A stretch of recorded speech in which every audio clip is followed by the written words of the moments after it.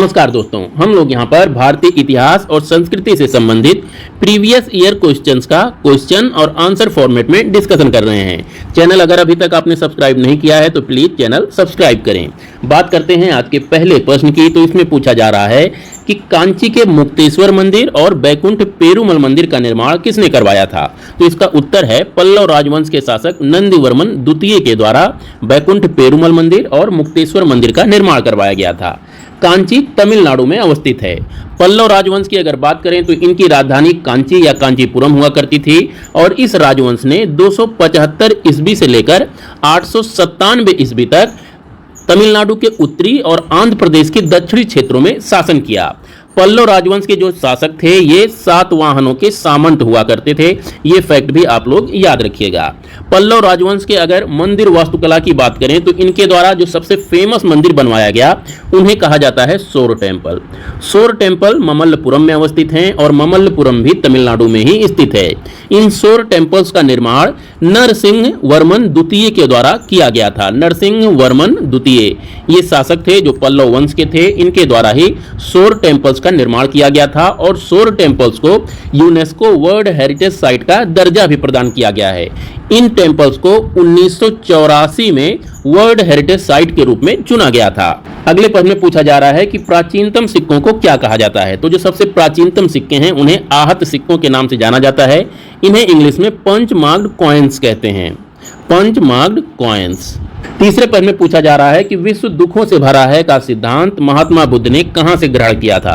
तो इसका उत्तर है उपनिषद। उपनिषदों का मूल वाक्य है कि विश्व दुखों से भरा है और इसी सिद्धांत को महात्मा बुद्ध ने दुनिया के सामने प्रस्तुत किया।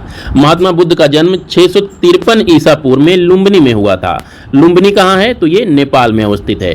महात्मा बुद्ध की माता का नाम माया था और इनकी जो मौसी थी इनका नाम प्रजापति गौतमी था। प्रजापति गौतमी के द्वारा ही गौतम बुद्ध का लालन पालन किया गया था, क्योंकि गौतम बुद्ध के जन्म के मात्र 7 दिनों के बाद ही इनकी माता माया का निधन हो गया था। उसके बाद महात्मा बुद्ध के पिताजी ने प्रजापति गौतमी से शादी किया। प्रजापति गौतमी पहली महिला थी जिन्होंने बौद्ध धर्म अपनाया और ये बौद्ध संघ में शामिल हुई थी। महात्मा बुद्ध के एक बहुत ही प्रिय शिष्य थे आनंद। इन्हीं के कहने पर प्रजापति गौतमी को महात्मा बुद्ध ने बौद्ध संघ में शामिल किया था। अगले प्रश्न में पूछा जा रहा है कि सर्वप्रथम किस उपनिषद में ब्रह्मचर्य, गृहस्थ, वानप्रस्थ एवं संन्यास आदि 4 आश्रमों का वर्णन किया गया है। तो इसका उत्तर हो गया जबालो उपनिषद।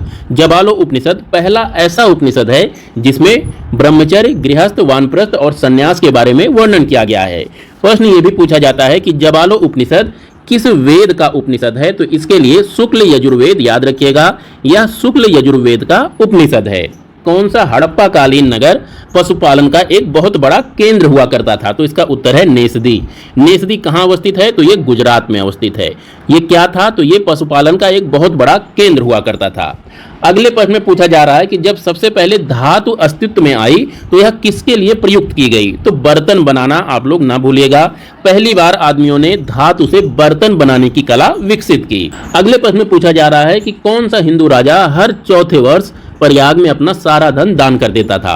तो इसका उत्तर है हर्षवर्धन। हर्षवर्धन जो कि पुष्यभूति वंश का शासक था, ये प्रयाग में आकर हर चौथे वर्ष अपने धन को दान कर देता था। हर्ष का शासनकाल 606 ईस्वी से लेकर 647 ईस्वी था और इसी के शासनकाल के दौरान 629 के आसपास हुएंगसांग जो कि एक चीनी यात्री था भारत की यात्रा पर आया था।